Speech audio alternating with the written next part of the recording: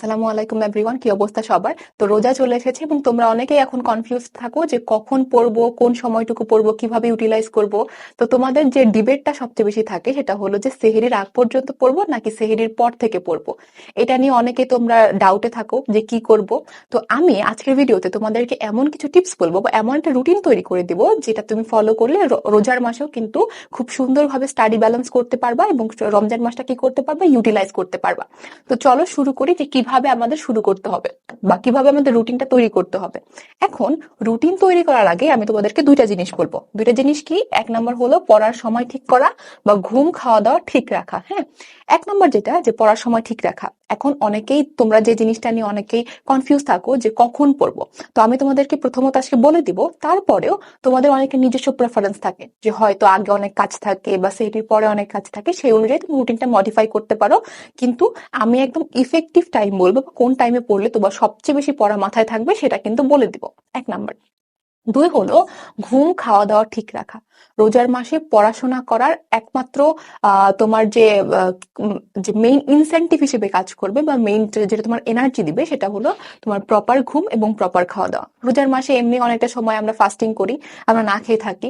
তারপর আমাদের হয় অনেক নামাজ পড়তে হয়, তারপর কোরআন শরীফ পড়ো বা অনেকের এর মধ্যেও ক্লাস থাকে, পরীক্ষা থাকে, অনেক কিছু করতে হয়। তো তোমার এনার্জি যাওয়াটা কিন্তু একদম স্বাভাবিক। হ্যাঁ, এনার্জি থাকবে না এটাই স্বাভাবিক, বা ইফতারের পরে তো আরো এনার্জি থাকবে না।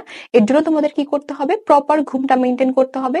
অনেকে ইফতারের পরে একদম সেহরি পর্যন্ত গেমিং করে বা অনেকে স্ক্রল করে, তারপর সেহরির পরে গিয়ে পড়তে বসে। এরকম হলে কিন্তু তোমার শরীর এমনি ভেঙে যাবে, একদম পড়াশোনায় মনোযোগ রাখতে পারবে না।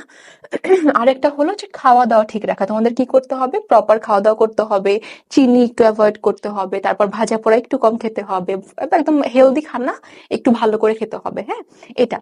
এখন চলো তোমাদের রুটিনে চলে যাই। হ্যাঁ, যে কোন কোন রুটিন আসলে ফলো করতে হবে, কিভাবে রুটিনটা ফলো করতে হবে। রোজার মাসে পড়ার একটা ইফেক্টিভ টাইম সেটা তোমাদেরকে বলে দিই, সেটা হলো সেহরির পর। হ্যাঁ, ইফতারের পর যেহেতু তোমরা অনেক বেশি সুগার ইনটেক করো, তারপর অনেক বেশি খাওয়া দাওয়া করো, তখন আর পড়াশোনার একদম থাকবে না, তোমাদের মন মানসিকতা থাকবে না পড়াশোনা করার, সেটাই স্বাভাবিক। তো তোমাদের কি করতে হবে? ইফতারের পরে না পড়ে সেহরির পরে যে টাইমটুকু ওটাকে ইউটিলাইজ করতে হবে। এটা হলো সাইন্টিফিক্যালি, প্লাস যারা আর কি পড়ে বা যারা আর কি অনেক পড়াশোনা করে তারাও কিন্তু বলতে পারবে যে আসলে কোন সময়টা, সেহরির পর সময়টা সবচেয়ে বেশি তোমাদের কি ইফেক্টিভ ভূমিকা পালন করে সেহরির পরের সময়টুকু। তো তোমরা এখানে যদি একটু খসড়া রুটিন করে দিই, তোমরা এটা মডিফাই করে নিতে পারো তোমাদের মতো।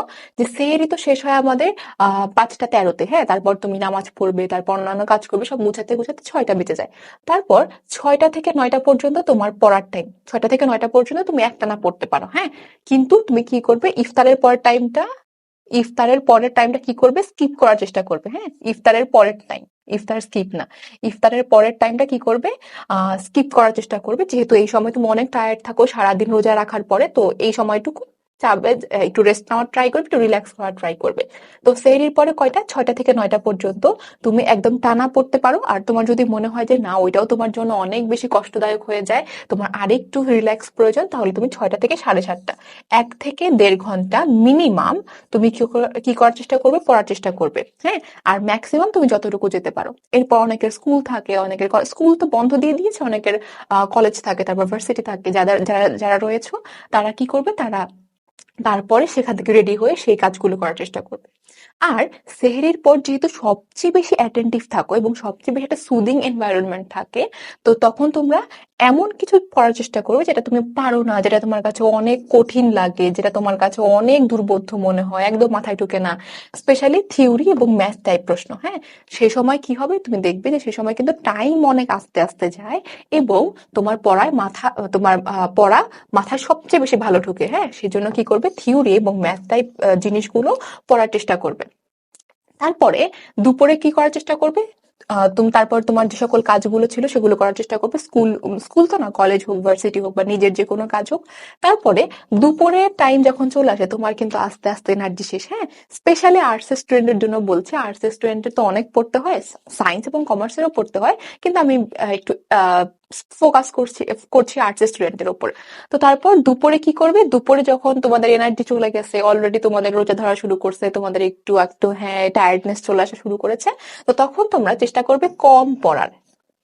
পড়বে, পড়তে বসবে 30 মিনিট থেকে 1 ঘন্টা এরকম পড়ার চেষ্টা করবে, কিন্তু তখন কম পড়ার চেষ্টা করবে এবং তুলনামূলক ইজি যেগুলো লাগে বা তোমার কাছে অনেক সহজ যেগুলো পড়তে বা তোমার ফেভারিট সাবজেক্ট যেটা সেটা পড়ার চেষ্টা করবে। হ্যাঁ, দুপুরের পরে, নামাজের পরে সময়টুকু, হ্যাঁ নামাজের পরে তোমরা কি করার চেষ্টা করবে, কম পড়ার চেষ্টা করবে এবং ইজি সাবজেক্ট গুলো যেগুলো রয়েছে সেগুলো ধরার চেষ্টা করবে। তারপর বিকালে, হ্যাঁ আসরের নামাজের আগ পর্যন্ত বিকালে কি করবে, এই সময়টুকু তুমি আরো নিস্তেজ হয়ে গিয়েছো, আরো তোমার এনার্জি চলে গিয়েছে, এই সময় চেষ্টা করবে নোট করার। নোট করার বলতে যে এতক্ষণ যে পড়েছিলে, ইজি ইজি সাবজেক্ট গুলো পড়েছিলে, তারপর তোমার থিওরি বা ম্যাথ করেছিলে, এখান থেকে তুমি একটা খসড়া ক্রিয়েট করেছো না, এই খসড়াগুলো কি করবে, এখন নোট করার ট্রাই করবে, যাতে তোমার মুখ দিয়ে কথা উচ্চারণ করতে না হয়, তোমার এনার্জি লস না হয়। কারণ তুমি রোজার মাসে যত বেশি কথা বলবে, যত বেশি মুখ দিয়ে উচ্চারণ করবে, তত বেশি তোমার কিন্তু এনার্জি রিডিউস হবে বা লস হবে। হ্যাঁ, তো চেষ্টা করবে এই সময়টুকু, যেহেতু তোমার একদম এনার্জি শেষ, একদম তুমি টায়ার্ড হয়ে গিয়েছো, তো তুমি নোট করে পড়ার বা নোট করার। হ্যাঁ, তারপরে তোমার একদম আসরের পর থেকে মাগরিব পর্যন্ত কোনো কাজ রাখবে না। এই সময়টুকু তুমি রিল্যাক্স করবে, তুমি নামাজ পড়বে, তুমি অন্যান্য কাজ করবে, কোরআন শরীফ পাঠ করতে পারো, পড়তে পারো, সবকিছু করতে পারো। তারপর ইফতারের প্রিপারেশন আছে, সবকিছু করতে পারো। আর স্পেশালি যারা হোস্টেলে থাকো, যে সকল স্টুডেন্টরা, তাদের বলবো এই সময়টুকু তোমার নিজের প্রতি দাও, এই সময়টুকু পড়ার দরকার নেই। তারপরে ইফতারের পরে তুমি ইফতারের পর, হ্যাঁ ইফতারের পর তুমি কি করতে পারো, ইফতারের পরে ম্যাক্সিমাম তুমি 1 ঘন্টা পড়তে পারো।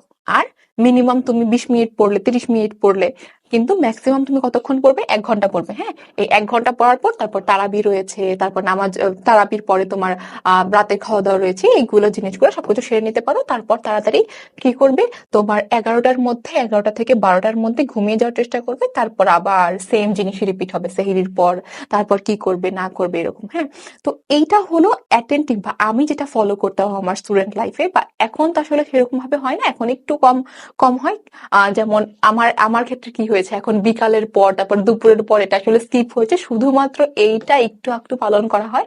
তো তোমরা যারা এখনো স্টুডেন্ট লাইফে রয়েছে এবং তোমাদের সামনে পরীক্ষা বা সামনে খুব ভালো করে পড়তে হবে এমন কিছু সিচুয়েশন রয়েছে, তোমরা কিন্তু এই জিনিসটা ফলো করতে পারো। স্পেশালি আর্টস স্টুডেন্টের জন্য বলবো, এটা ফলো করবে, দেখবে খুবই বেনিফিটেড হবে। এবং রোজার মাসে যদি টোটালি এটা তুমি ফলো করতে পারো, দেখবে যে এই সময় কিন্তু তোমার এনার্জি ধরে রেখে খুব ভালো করে পড়া সম্ভব এবং খুব ভালো করে তোমার স্টাডি ফ্লোটা মেনটেন করা সম্ভব।